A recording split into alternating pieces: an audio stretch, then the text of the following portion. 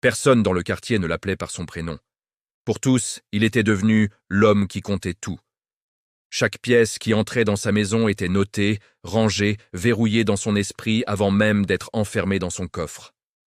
Mathieu ne voyait pas l'argent comme un moyen de vivre, mais comme une raison de vivre. Il travaillait dur, certes, mais il travaillait surtout pour accumuler, jamais pour partager. Au début, ses amis riaient de ses manies. « C'est juste un peu d'économie », disait-il.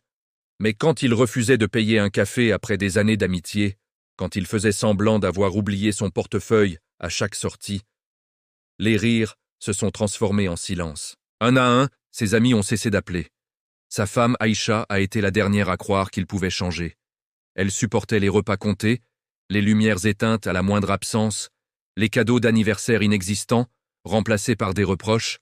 « Tu sais combien ça coûte ?» Même quand leur premier enfant est né, Mathieu a refusé d'acheter un berceau neuf. Le deuxième a grandi avec des vêtements trop petits, rapiécés encore et encore, tandis que l'argent dormait à la banque. Aïcha ne demandait pas le luxe. Elle demandait la dignité. Elle demandait un mari, pas un gardien de coffre. Mathieu n'avait pas toujours été ainsi. Autrefois, il riait, il partageait, il aimait. Mais un jour, après avoir grandi dans la misère, il s'était juré une chose: ne plus jamais manquer. Ce serment, silencieux, devint sa prison. L'argent prit la place des gestes tendres. Un jeune Mathieu, dans un décor modeste, observe avec envie d'autres enfants jouer avec des jouets qu'il ne peut pas avoir. Chaque dépense lui faisait l'effet d'une blessure. Chaque pièce donnée était vécue comme une perte irréparable. Quand ses amis vinrent le voir pour l'aider à traverser une période difficile, il leur ferma la porte. « Chacun sa vie », disait-il. Ce jour-là, il perdit bien plus que de l'argent. Il perdit la confiance. Aïcha, sa femme, tenta tout. Elle pleura, supplia, se tut, puis parla encore. Mais face à un homme qui aimait ses comptes plus que ses enfants, les mots devenaient inutiles. Le coup fatal arriva un soir de pluie. Leur fille, fiévreuse, tremblait de froid.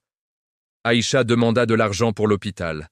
Mathieu répondit: « Attendons demain, les prix baissent-ils parfois. » Cette nuit-là, l'enfant survécut, mais quelque chose mourut.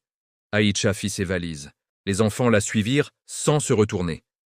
Elle ne cria pas. Elle ne pleura pas. Elle laissa simplement la maison vide, comme il avait vidé leur cœur pendant des années. La maison devint silencieuse, trop silencieuse. Les années passèrent. Mathieu devint riche, très riche, mais plus personne ne l'appelait. Les mois passèrent. Mathieu, seul, continuait d'empiler les billets. Mais à quoi servaient-ils désormais? Personne pour partager un repas. Personne pour l'appeler papa. Personne pour lui dire « je t'aime ».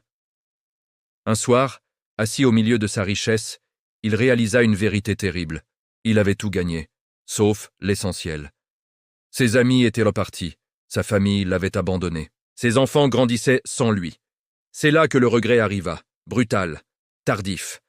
Et pour la première fois de sa vie, Mathieu comprit que l'avarice ne l'avait pas rendu riche, mais profondément pauvre. Il commença à donner, d'abord maladroitement.